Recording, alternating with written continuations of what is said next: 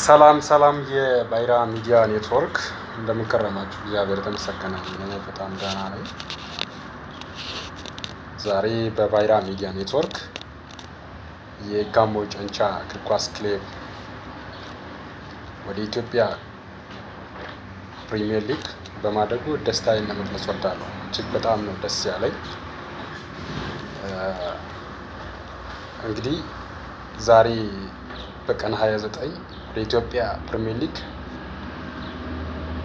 ማደጉ የተረጋገጠ ቢሆንም ዛሬ ለዋንጫ በመፋለማቸው ድጋፍን ለማሳየት ዝግጁ ነን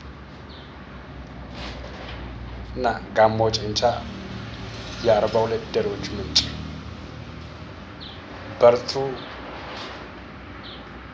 ጀግኖች ናችሁ፣ ከጎናችሁ ነኝ።